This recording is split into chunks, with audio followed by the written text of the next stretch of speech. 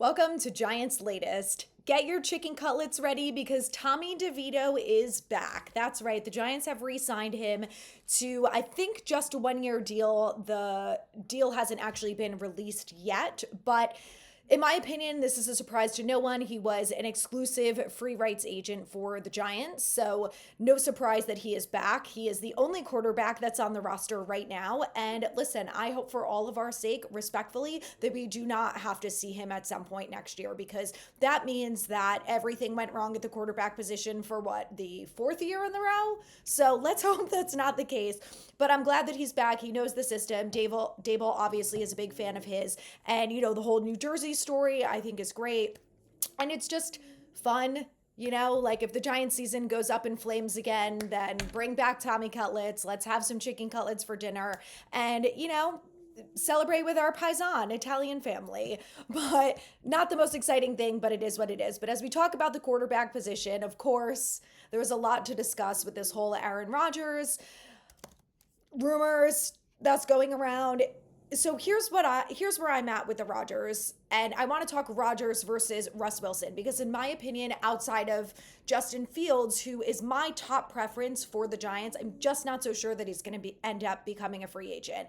But obviously, Russ Wilson and Aaron Rodgers are going to be. Aaron Rodgers is obviously a good quarterback. When we talk about the people who are anti Aaron Rodgers, myself included, it's for a lot of reasons, and it's not necessarily just his quarterback play. Like, I think he's kind of fallen off from what he was. Like, all the people who are like, oh, he's a four-time MVP. Yeah, I get that, but it's been 4 years since the last time he won an MVP, and it's also been 4 years since he was even close to being an MVP again. And, one of the things that I kind of feel like with Rodgers is when you look at the Jets roster when they brought in Aaron Rodgers, it was light years ahead of what the Giants roster is, and he still couldn't make it work there. And listen, I think part of it is the way that the Jets organization is run. I honestly think that from day one, they gave him too much power. And while I think that the Giants organization is a bit of a cluster right now, I do think that they will not give him full power. Brian Dable is going to run the show and Aaron Rodgers is going to fall in line. I hope. Because if he doesn't fall in line, then this is going to be an absolute nightmare from the get-go. And I'm really afraid of that.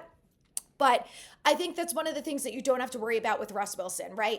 He's a vet. He's going to be able to learn the system quickly. He's going to be able to be relatively successful in it. I think he's probably going to be a good veteran presence in the locker room. I know there's been some concerns about his presence in the locker room versus Rodgers. And I think that every team is different and every locker room is different. I think when we heard the most about Russ Wilson and him being like goofy and a weirdo, I guess, maybe, if you will, that was all with the Broncos. I don't think we heard any of that as recently as with the Steelers. So listen, maybe it was just a situational thing. We'll never know. You could also make the argument that what happened with Aaron Rodgers and the Jets wouldn't happen with the Giants. And I think that's a fair assessment. My thing is just like their roster was so much better and he still couldn't have any success. And I don't want to hear it about the coaching because I personally never thought that Rob Saleh was a great head coach. I also don't think Brian Dable is a great head coach. So if anyone's going to come in and be like, oh, well, we have better coaching. Do we? Because I don't think that we do. So I think they would both be okay fits in the system. Neither one of them are perfect. I don't think they have the mobility aspect that either myself or Brian Dable honestly are looking for. But at the end of the day, they're a bridge quarterback. I also just fear that the Aaron Rodgers thing is really coming from desperation. And, there was never any talk about Aaron Rodgers potentially being an option for the Giants until the Matt Stafford thing fell apart. Russ Wilson met with the Giants last year. He had really good meetings with them. And the only reason that he didn't sign with the Giants is because they were not willing to say to him, you can battle it out for the starter, or you will be the starting quarterback over Daniel Jones, which is what it is. Water under the bridge at this point. But that if they bring in Russ Wilson, like he's going to be the starter. The other thing with Rodgers versus Wilson is that Russ, I think, if it comes down to it, this is all hypothetical, obviously. Let's just say they bring in Russ Wilson. Okay, they sign him to a 1-year deal and they trade up for Cam Ward because there's a lot of talk of this potentially being an option. So let's just say they either trade up for Cam Ward or they get Shedeur Sanders at 3. Either one of those allows you the option that if at week 4, week 5, Russ is not clicking, the offense isn't looking great, or maybe some things are looking great and the quarterback is just really holding it back, then it gives the Giants the option to say, okay, well, we're going to put in the rookie quarterback that we drafted and we're going to see how it goes. The thing with Aaron Rodgers is that that's not going to fly.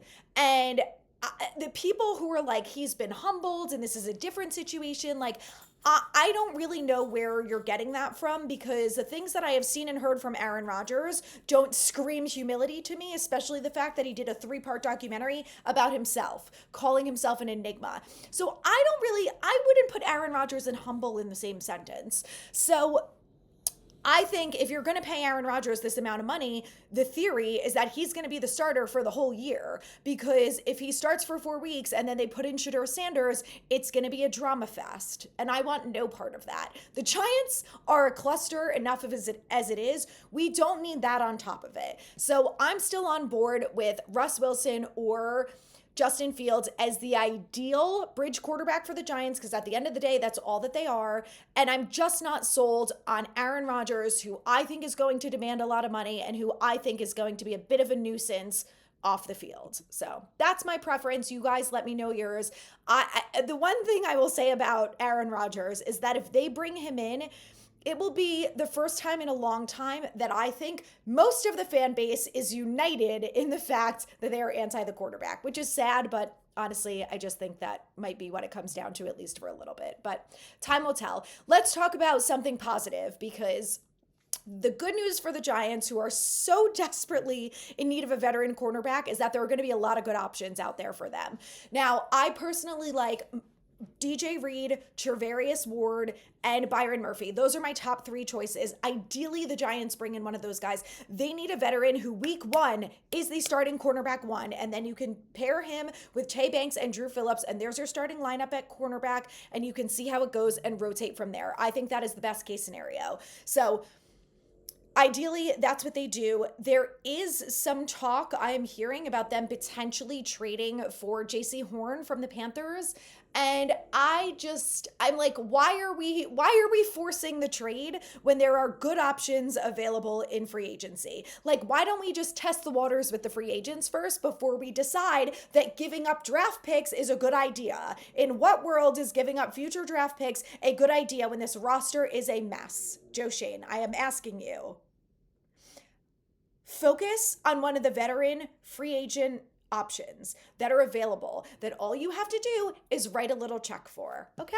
Let's make that the priority. The second priority needs to be a right guard, in free agency. And again, the good news for the Giants is there are a lot of options out there.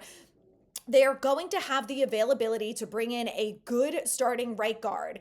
The Texans also just announced, as breaking news, that starting guard Shaq Mason is being released. So we already know that there are a bunch of other guards available. So Dalton Reisner is going to be available, Will Freeze, hopefully Mekhi Becton. He is my personal top choice if he is available. Brandon Scherf is an option. Kevin Zeitler could possibly reunite with the Giants if he doesn't retire. Like, there are a lot of good options out there. Evan Brown, there are a ton of interior offensive linemen that will be available for the Giants to get in free agency. Now, like I said, those are my top choices. Mekhi Becton is my number 1. If he's a free agent, give him all our money. I literally don't care. It's so important that regardless of who we bring in at quarterback, that we can maybe once and for all finally feel like we've solidified this offensive line.